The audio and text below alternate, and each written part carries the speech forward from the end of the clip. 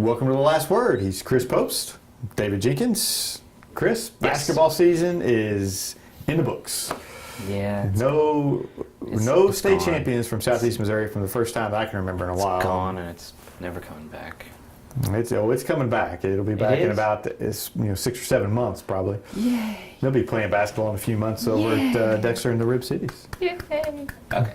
I love basketball and I'm sad to see it go, but yeah, I think it's a pretty good season for our teams. We got a lot of teams up to state. Didn't win much, but hey, we were up there, had a chance. Yeah, it was a tough, Sykeston was the last team alive. It was a kind of a tough game for them against Vashon. They fought to the end, got them to overtime, came back from a 13-point deficit, I believe, in the fourth quarter.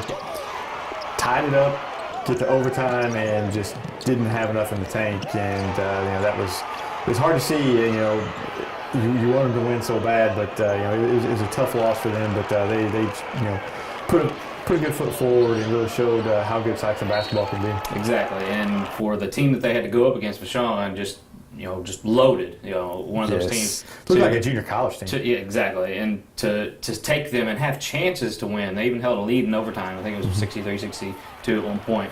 To even have a chance against them, it shows a lot and tells a lot about their team. And because at each position, it seemed like Vashon had the advantage. It seemed on every matchup. It seemed like, but Sykeston, the system that they run, they always have a chance. They pulled through, and they had a chance, and that's all you can ask for against a team like Vashon, who deservedly is probably the best team. Is the best team in Class 4, and has given a lot of Class 5 teams a run for their money. Right. Sykeston, they kind of, turned up the defense even more in that fourth quarter, made it just a hectic up and down game, and Vashon didn't handle that well.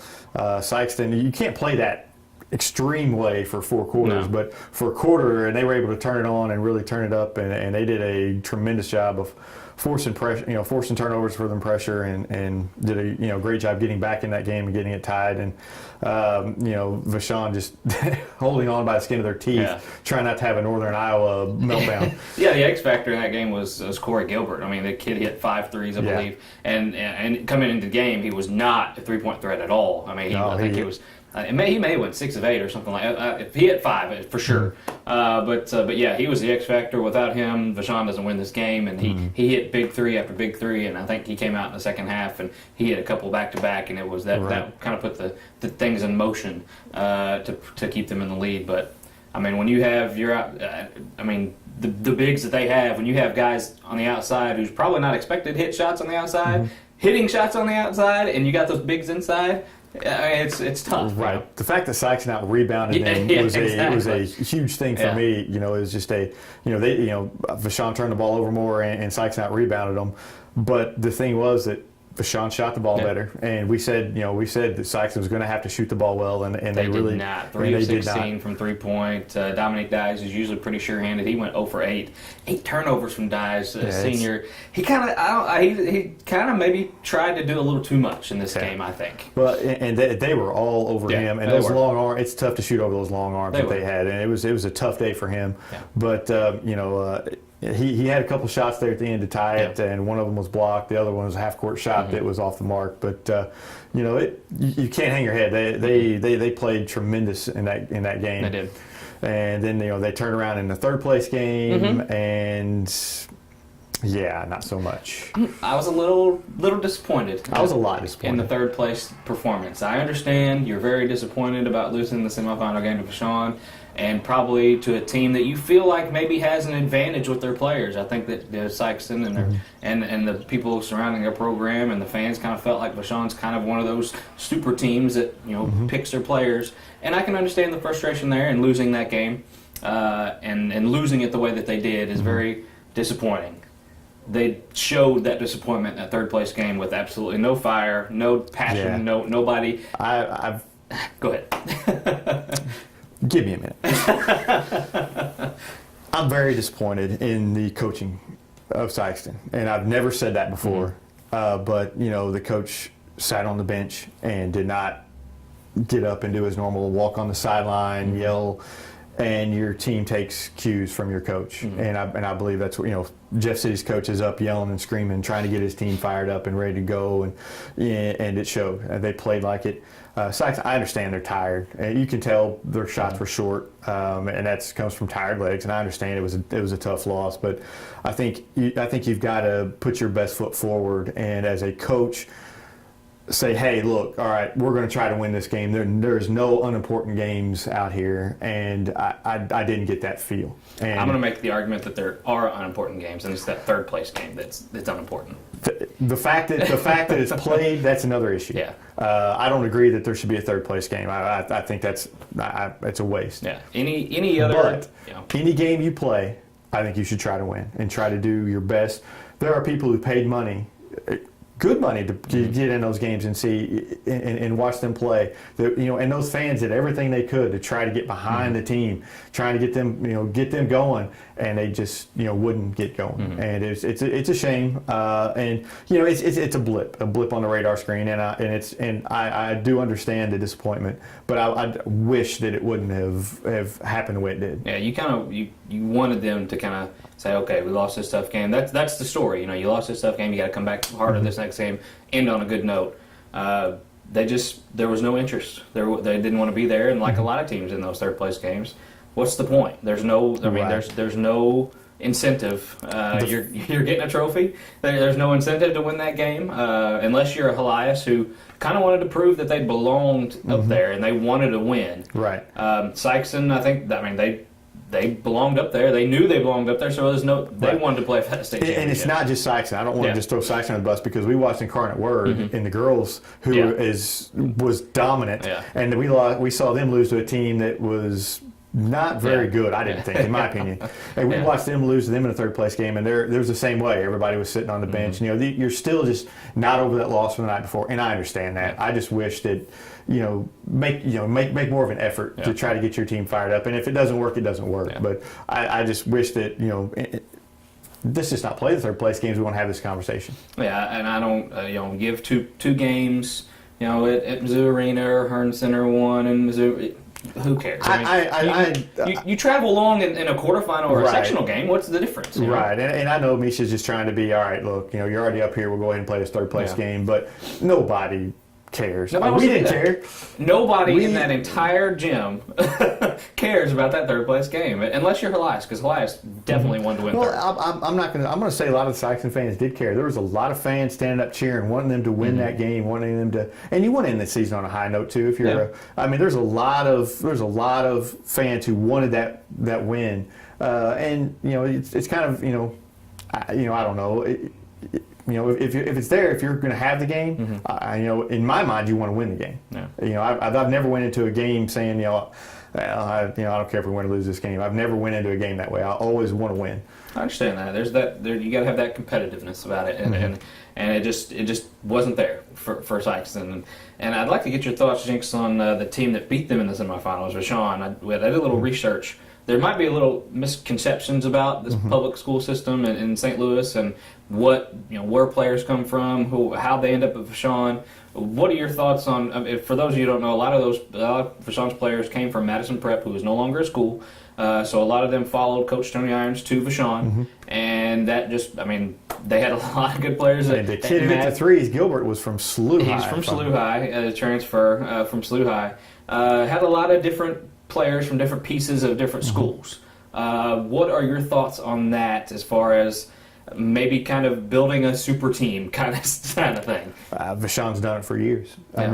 You look at it, Vashon has done it for years and years when Irons' dad, Floyd, was the coach, and it's going to continue to happen. And for, some of those Sykeston people who are like, this, it's happening. Well, this is just the beginning. Yeah. Because, as you found in your research, St. Louis, you can go anywhere you want. You can go anywhere you want. As long as there's a space available in the school, or you have transportation to that school. In any public school, the magnet schools or the charter schools. Of course, the charter or the magnet, you're kind of putting a lottery, and there's picks and choose. But for the most part, you're pretty much free to go to any of those schools without any district boundaries or whatever. So as long as you have a ride to that school, so a kid from this area can go to Vashon, he can go to Sumner, he can go to Roosevelt, wherever he wants to go, just as long as he has there's a spot within open the Sikeston Public School system, within the St. Louis public school system. Yeah, I'm sorry. And it's different from here. I mean, this is not what we're used to. We have Sikeston in the area, we have Capes area, and they're very strict about their district. Yeah, you have boundaries. You have your boundaries, and the boundaries aren't so much up there, and which begs the question. That definitely gives kind of in athletics that gives an unfair advantage to those area schools. Definitely, most definitely, and that's why Vashon will be good for the next few years. Because you talk about is there recruiting? Well, of course there's recruiting. Yeah, of course there is. You see this player and said, "Hey, why don't you come play for us? Exactly. We won a state title this year. Why don't you come play? Make us even better." And there's nothing illegal about it. And that's the thing. And I think that's what has a lot of fans that look at that system as being unfair. And it is. It really is. In an athletic standpoint. Now, our world is the athletics, and that's what we look at. But when you look at the public school system in St. Louis, it's in shambles. It really is. And for some reason, they feel this is the best way to go about it with their educational process. I start to say it's more than athletics. No, athletics is taking a back seat to that, and athletics is just benefiting from it at some schools because they're, like you said, their school systems are in a just shambles up there. Some of the worst in the nation, to be honest with you. Yeah, and it's terrible. So they're trying to fix that, and I understand that. But at the same time, I think when you come to athletics, if you have those, why not just put the multiplier on them as well? Yeah. But they're not the only one. St. Joseph's, who Lafayette was in the final four for the boys, played in the state championship game. Benton won it in the girls from St. Joe's. They're the same way. You can go to wherever school you want to within those boundaries, and you had a brother on the boys team for Lafayette, and then you had his sister who played for the Benton team, and they both won, played for the state title, and the girl won the state championship for Benton on an undefeated season. So you have the same thing in other areas of the state too. My thing is, we'll just put them under the multiplier as well, and then that kind of solves your problem. I think they're being kind of punished for. It would help. I don't think there's an answer to any of these problems, to be honest with you. No, it's a broken system, unless you just can have people there to to look at every single athlete and enforce the rule. There's one fix. There's one fix, and that's open enrollment for the state. That's one. My thing and what I've always kind of proposed is when you're a freshman, you're going into your freshman year in high school, you can go to any school you want to in the state, wherever you want.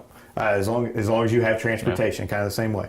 And then, if you transfer after that, you'd better live in that school district, because if you don't, then you can't play. Yeah. That's kind of the theory that I've had, and that solves all the problems. Yeah. You're allowed maybe 2 transfers, or a set number of transfers, and you have to stay there. Say you transfer your junior year, you have to stay there for 2 years. Something like that. Right. My thing is, you're in there you pick your school. You pick Sikeston as a freshman. Well, if you decide you want to go to Scott County Central, your sophomore year, you cannot play your sophomore year. You can play your junior year, but you'd better live in that district. Yeah. If you don't live in that district, you don't play. I like that idea a lot. And you've got to really look over it and look at it, because there's a lot of, in this area, there's a lot of transfers that have been going on lately that a little fishy, and I think some things have to be done soon to some of these schools, especially the smaller schools that are kind of getting all these players here that just out of the woodwork. And I don't particularly agree with that. Just and they're doing it just based on an athletic standpoint. It's not that they want to go to that school because they're going to get a good I can't play here, or I'm not playing enough here, so I'm going to go over here and they I'm going to play. They actually do it because they want to play basketball, and it may be a little easier to play for that team at a certain school. And I don't agree with that at all. I think first and foremost, the educational process and the educational part comes first, and then playing basketball, that's your privilege. And it's a broken system. And I don't, like I said, I love the idea of the open enrollment. But as far as St. Louis goes, they're taking advantage of a legal system, and in a way, a lot of our area schools and a lot of rural that's a hard word for me to say, schools in Missouri kind of get the shaft when it comes to that, when it comes to athletically. But when you look at their certain schools, Sykeston provides an excellent educational, Right. thing, and that's the difference. There. Right, I'm going to take their education system over for sure. over Vashon's any sure. day, For and sure. that's. But hey, that's. It is the way it is, and Vashon's taken advantage of that for years, and they're going to continue to. So you just have to get used to it. You have to get better. Yeah. If you're Sykeston, you have to get better. If you're any of those Class 4 teams, you just got to get better and work harder. And they could be beat. Had them on the ropes as it was. And that's the thing. They had them on the ropes. You can beat them. They had a chance. Can beat them. And they had a chance. And if Sykeston gets better, and I know they have to deal with the players they have, and they do a great job of that. But it will make it just a little bit more sweeter if they were to take a team down like that, in my mind. And just you have to work and get better, and you had chances, so you can't really hang your head about it. You can't really moan and complain about it because you were there and had your chances. Right. Real quick, let's get some football in. Yes. Congratulations to Arlen Pixley, who Yes. is the new head football coach at Cape Central. I've known Arlen for a long time. A great guy. I think he's going to do a great job up there. I look forward to seeing him. I'm interested to see what he's going to do up there. I really am. He had some great teams at New Madrid.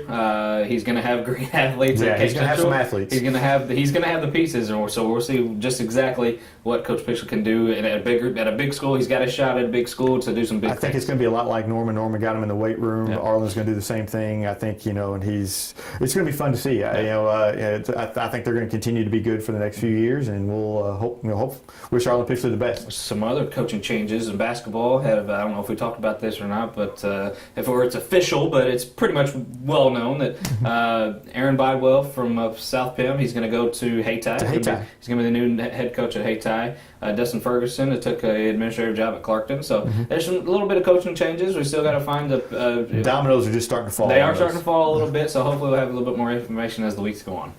So we'll see you guys hopefully with a lot more information on that and everything next week on The Last Word.